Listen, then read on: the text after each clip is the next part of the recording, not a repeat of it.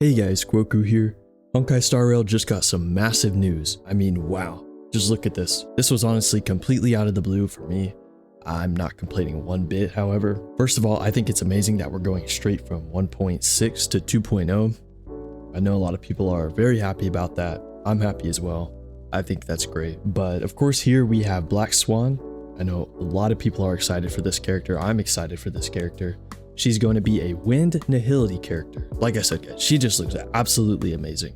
Her design is immaculate. Her aesthetic is just very cool overall.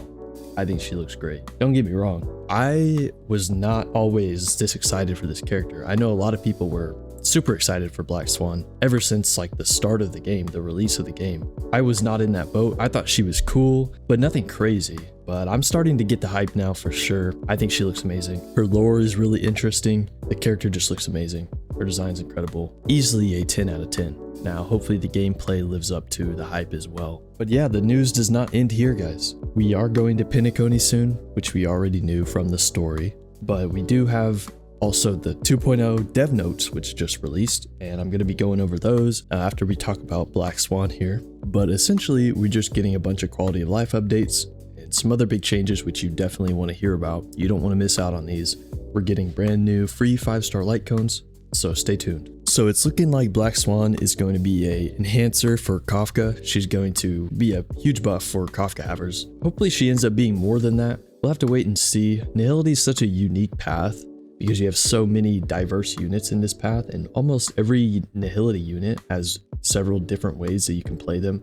Like Kafka can be a dot, break effect, she can be crit. Silverwolf can be a debuffer, she can be a breaker, she can be a tank, she can even be a DPS. Welt has a bunch of different builds too, etc, etc. But at the end of the day, Nihility characters put some kind of status effect or debuff on the enemy, right? My point is though, that there are just so many ways, so many roles that these units can fill. So hopefully Black Swan falls into this boat as well. Hopefully she has different ways you can play her and she's not only good for Kafka. Hopefully you can build a team around her where Black Swan is the main focus. I think that would be great, and that's what I hope to see out of this unit. Regardless, I'm kind of expecting a Kafka rerun soon. It just makes sense with the timeline of things. And it would make sense to release her with Black Swan, right? But we'll see. So moving on to the dev notes here, we have quite a few changes in here, so let's go ahead and take a look. I think just about any quality of life change is always going to be welcome. So first we have the quick enhance relic function. So now you can select +3, +6, +9, +12, or +15, and you can go straight to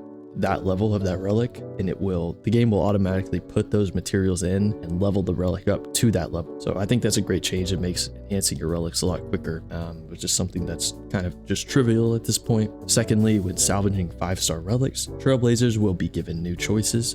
You can now salvage 5-star relics into either lost gold fragments or relic remains, which is great. So let's be honest here, guys. The 10:1 ratio for the relic remains to craft a new 5-star relic is kind of just abysmal. I don't think anyone really does this unless you're doing the self-modeling resin, right? My relic inventory is pretty much full permanently, since I'd rather keep those 5-star relics that are bad and feed them as experience to my better 5-star relics rather than salvage them into the relic remains.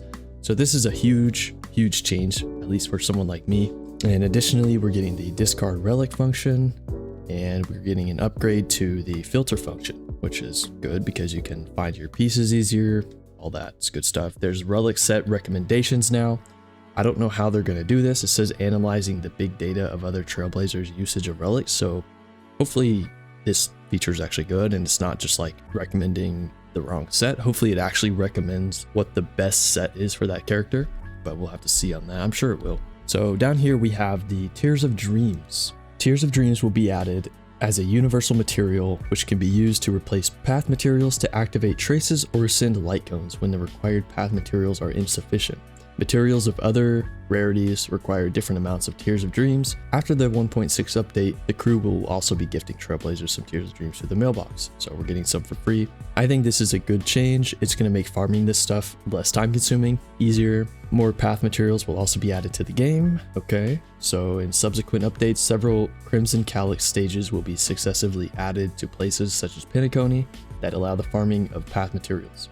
Future characters and certain new light cones will need new materials to activate traces into send light cones. So more variety in the materials. I like this personally. I know some people may not because it's more materials you have to farm, but I think this is going to be a good change. Stay tuned on the official news for future characters to learn about their character building materials. So this is going to hurt pre-farming a bit. I know some people might not like this, but in the long run, I think this is a good change. Then we have golden calyxes. We're going to drop materials that are obtained through defeating regular enemies. That's a great change. I like that a lot. The crew will also be adding 6 new golden calyx stages across the Cienjo Lafu and Penacony to allow trailblazers to obtain materials dropped in different maps. I like that a lot as well. These are all good changes.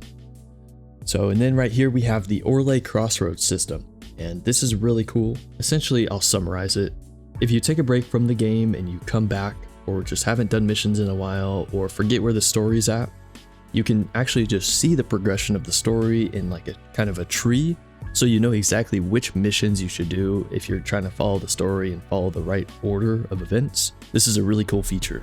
Now, this is one of the things that I'm looking forward to the most. It's the Light Cone Manifest store is getting an update. We're getting a new batch of light cones, 5-star light cones that are free, that everyone can get at S5 for free, as long as you do your weekly simulated universe, which you should be doing already. So save those Lucent Afterglows, which is the currency that you use in the Herta store. So save those up, keep farming those. Well, you can't really farm them, but keep doing it every week. Yeah, I promise you're going to want these light cones, so save these up. And save your jades, save your resources, guys, because 2.0 is going to be a banger for sure. I'm extremely excited for 2.0, but what do you guys think? Make sure to let me know. And that's all I have for you today. I'll be releasing more 2.0 news as it comes out. I'll be talking about the 1.6 dev live stream, which is later this week. So look forward to that. And anyways, I'm signing off now. I'll see you guys in the next one. Take care.